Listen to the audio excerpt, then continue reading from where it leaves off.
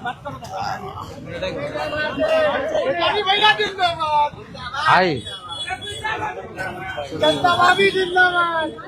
आ जाइए आप इधर आ जाइए, एक घंटे आ जाइए। चलिए सभी हमारे मीडिया के साथी, आप सब लोगों को जो है आनंद फानंद में बुलाया गया और बड़ी खुशी की बात है कि आज हम लोगों के बीच जाने माने बिहार नहीं बल्कि देश में लोग इनको पहचानते हैं, जानते हैं। बड़े कलाकार हैं और बड़े कलाकार होने के साथ साथ एक बड़े अच्छे इंसान हैं और समाज सेवी भी है। तो आज आप सब लोगों को हम बताते हैं, प्रदेश अध्यक्ष जी के नेतृत्व में, अब्दुल बारी सिद्दीकी साहब जी के नेतृत्व में, पाटलिपुत्रा सांसद मिशा जी भी यहाँ हैं, लालू जी राष्ट्रीय अध्यक्ष जी से इन्होंने आशीर्वाद लिया है और ये आज पार्टी जो है ज्वाइन कर रहे हैं और साथ में हम लोगों की भाभी भी यहाँ उपस्थित है, ये भी पार्टी की सदस्यता जो है ले रहे हैं। और बाकी हम चाहेंगे कि खेसारी जी जो है आप लोगों के समक्ष जो है अपनी बात को रखें। सबसे पहले तो आप सबको दिल से धन्यवाद और ढेर सारी शुभकामना, और भैया को और हमारी दीदी को, अध्यक्ष साहब, हमारे अब्दुल बारी सिद्दीकी चाचा जी, तो सबका प्यार और हमारे सबसे हमारे अभी भी यहाँ है जो कि हम लोगों के बड़े भाई हैं, उन्हीं के जीजा हैं, तो हमारे भी जीजा ही हुए। और हमारे चाचा मैंने उनका प्यार मैं ही नहीं बल्कि शुरू से एक विचारधारा में रहा हूँ, मैं उस परिवार का हिस्सा रहा हूँ और कोशिश भी यही रहती है कि इस परिवार का हिस्सा बन के मैं जैसे उन्होंने पूरी दुनिया को एक करके हमारी ताकत बने, उसी तरह हम पूरी दुनिया को एक ताकत की तरफ ले जाएं और अपनी पावर, अपनी क्षमता से, अपने हुनर से, अपने विचारधारा से दुनिया को एक अलग दिशा दें। जो चीज़ें हमारे बीच में अभी तक हम अधूरे हैं, मैं हमेशा कोशिश यही रहा है कि जिस तरह मैं मुंबई शहर में रह के अपने बच्चों का परवरिश कर रहा हूँ, अच्छे स्कूल दे रहा हूँ, अच्छे अस्पताल दे रहा हूँ, उसी तरह हमारे बिहार के बच्चों का भी भविष्य हमारे बच्चों की तरह तय हो और हमारे बच्चों को बाहर गांव ना जाना पड़े। और उस विचारधारा में हमेशा भैया आगे रहे हैं और आप लोगों ने 17 महीने में इनका कारनामा देख ही लिया था।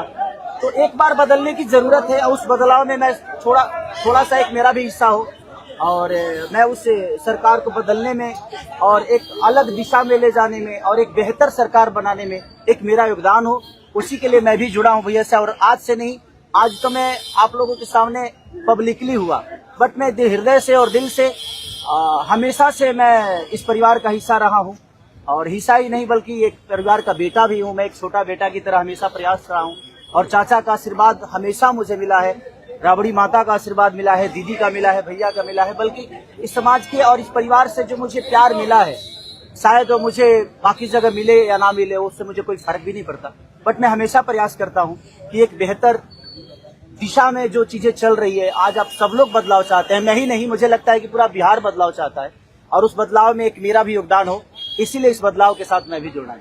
देखिए एक मिनट, जैसा इन्होंने कहा कि कोई एमएलए मुख्यमंत्री और सरकार बनाने की बात नहीं है, बल्कि हम लोगों को बिहार बनाने का काम करना है और हम लोग नए सोच के हैं, नया बिहार बनाना है। पढ़ाई, दवाई, कमाई, सिंचाई, सुनवाई और कार्रवाई वाली सरकार हो, एक ऐसा बिहार बनाए जो पलायन मुक्त हो, बेरोजगारी जो है जड़ से समाप्त हो, महंगाई गरीबी खत्म हो, कारखाने लगे, निवेश आए, उद्योग आए, शिक्षा चिकित्सा व्यवस्था जो है बेहतर हो। और मुझे बड़ी खुशी है कि हम सब लोग नौजवान मिलकर के, आप ये भी जानते होंगे, हम भी, हमारी तो लड़ाई रही है कि भाई बेरोजगारी को जड़ से समाप्त किया जाए। 17 महीने 5 लाख नौकरी दिया गया, 3.5 लाख नौकरी प्रक्रियाधीन कराया गया, 4.5 लाख नियोजित शिक्षकों को राजकीय कर्मी का दर्जा दिया गया। अब मेरा, हम लोगों का एक सपना है कि बिहार से बेरोजगारी खत्म हो और हमने जैसा आप सब लोगों के सामने कहा है कि हमारा संकल्प है, हमारा प्रण है और हमने लोगों से वादा किया है और हमने पहले भी कहा है, तेजस्वी की उम्र कच्ची हो सकती है पर जुबान पक्की है। जो कहा है वो किया है, जो कह रहे हैं वो करेंगे और हम सब लोग मिलकर के नया सरकार तो बनाएंगे ही बनाएंगे। और 14 नवंबर के बाद से हम आपको बता दें कि 20 दिनों के अंदर एक कानून बनाया जाएगा और वो कानून ये होगा जो हमने पहले भी कहा था, जिस परिवार में सरकारी नौकरी नहीं है बिहार में, उस परिवार को एक सरकारी नौकरी हम लोग दिलाने का काम करेंगे। ये हम लोगों का संकल्प है और इसको सरकार बनते ही 20 महीने में जो है हम लोग जो है पूरा करने का काम करेंगे।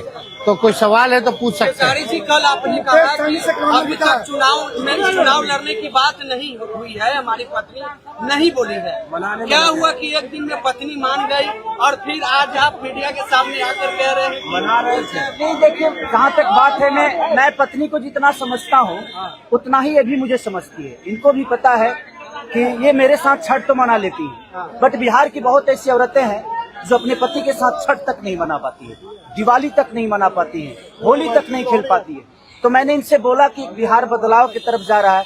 हम चाहते हैं कि हमारे यहाँ के माता बहन बेटी 24 घंटा अपने पति की सेवा करे और 24 घंटा अपने परिवार के साथ वो पति रहे, वो इंसान रहे। तो ये तभी संभव है जब हमारे यहाँ रोजगार होगा।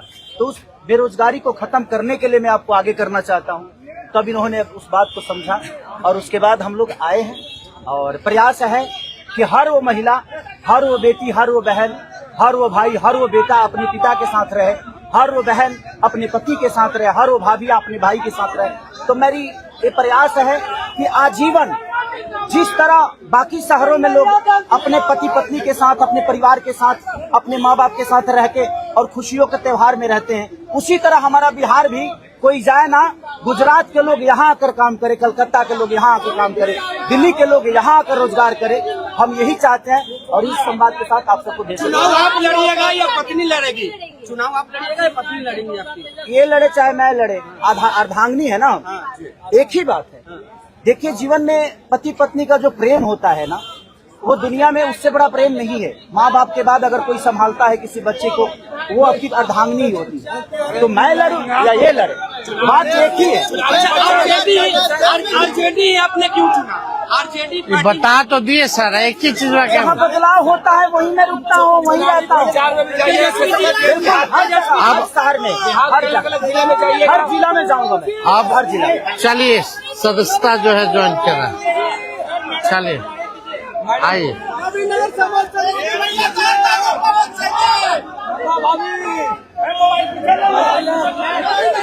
चलिए बहुत शुक्रिया, चलिए शुक्रिया।